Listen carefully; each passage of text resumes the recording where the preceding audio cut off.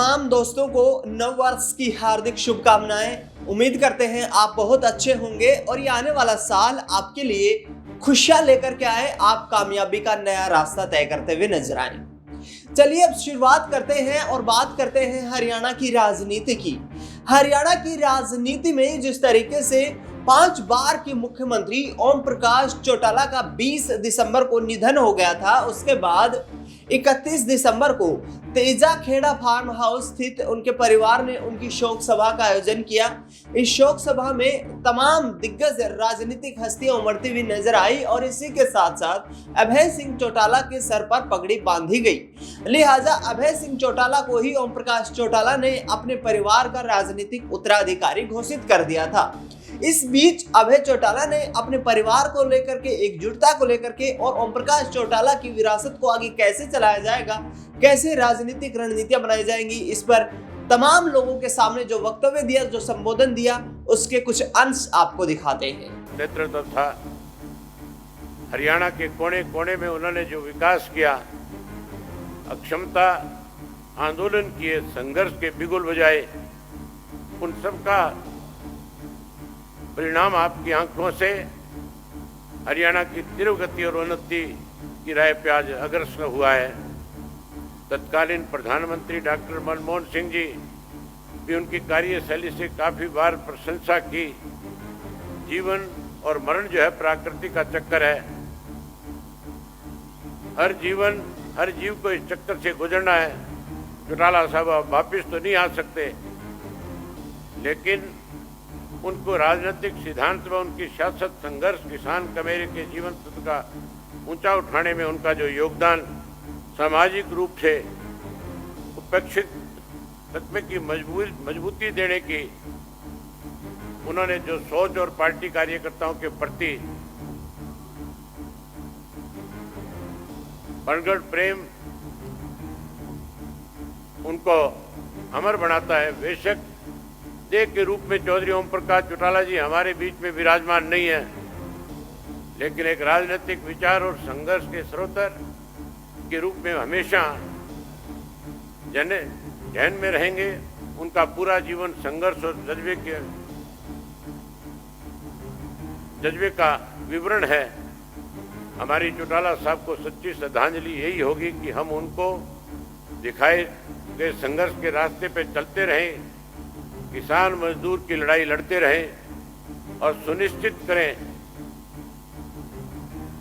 कि समाज जो उपेक्षित वर्ग है, चाहे वो किसान हो, मजदूर हो, छोटा दुकानदार हो, हमारे दलित और अन्य पिछड़े वर्ग के लोग हों,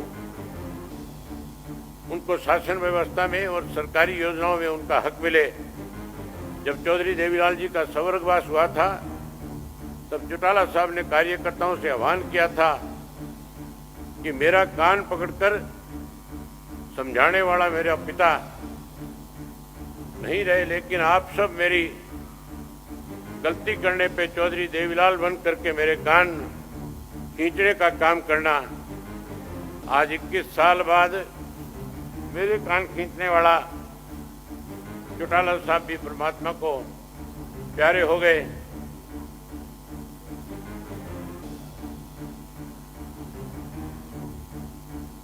चौधरी देवीलाल और ओम प्रकाश चौटाला जी ने कभी भी अपने जीवन काल में अपने असूलों से समझौता नहीं किया। अपनी जिंदगी के आखिरी दशक में भी हजारों कार्यकर्ताओं के परिवारों को नौकरी देने का काम किया। वह 10 साल कार्यकर्ताओं के मान सम्मान के लिए जेल काटी। वह जब भी जेल से छुट्टी पे आया करते थे, आराम की जगह गांव देहात के कार्यकर्ताओं से मिला करते थे। वे कहा करते थे, मैं बिल्कुल ठीक हूँ। कभी भी उन्होंने कार्यकर्ताओं को कुछ महसूस नहीं होने दिया और कार्यकर्ताओं की हमेशा ही हौसला अफजाई की। उन्होंने मुझे ये भी कहा कि मेरी पूंजी, मेरी ताकत मेरे कार्यकर्ता ही हैं और तू मुझे वायदा कर कि मेरी पूरी कमाई तू संभाल करके रखेगा। मैंने एक बेटे का फर्ज निभाया, एक भाई का फर्ज निभाया और एक पिता का फर्ज निभाया। अब मैं आपसे वादा करता हूं कि जो वचन मैंने अपने पिता को दिया उसे ताउम्र निभाने का काम करूंगा। और आखिर में पार्टी के जुझारू कार्यकर्ताओं को सिर्फ इतना ही कहूंगा कि सुख दुख हमारे जीवन का हिस्सा है।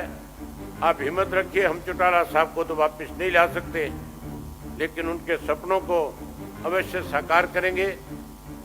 और आज जितने भी महानुभाव आज की श्रद्धांजलि सभा में शामिल हुए, मैं आखिर में आप सबसे एक निवेदन करूंगा कि चौटाला साहब ने अपनी ताउम्र जिंदगी में हर किसी के, चाहे उनका कितना भी बड़ा राजनीतिक कोई विरोधी था, उसके यहाँ भी अगर घर में किसी वजह से कोई संकट आया तो देखा आपने, अभय सिंह चौटाला ये कहते हुए नजर आ रहे हैं कि अब जिम्मेदारी के साथ काम करना ही चौटाला साहब के सपनों को साकार करेगा। यानी कि साफ तौर पर ओम प्रकाश चौटाला ये चाहते थे कि उनके जीते जी एक बार फिर से हरियाणा में इंडियन नेशनल लोकदल की सरकार बने, लेकिन ऐसा नहीं हो पाया। अब अभय सिंह चौटाला ये संकल्प लेते हुए नजर आ रहे हैं कि पूरे हरियाणा को जो ओम प्रकाश चौटाला अपने परिवार समझते थे, वो परिवार एक बार फिर से उनको अपनी जिम्मेदारियों का एहसास करवाएगा और हरियाणा विधानसभा में एक बार फिर से इंडियन नेशनल लोकदल सरकार बनाने में कामयाब होती हुई नजर आएगी। इसके साथ साथ परिवार भी एकजुट होगा और परिवार साथ मिलकर के रणनीतियां तैयार करेगा। फिलहाल इस खबर में इतना ही। देश दुनिया की तमाम बड़ी खबरों के लिए आप देखते रहिए SPN 9 न्यूज।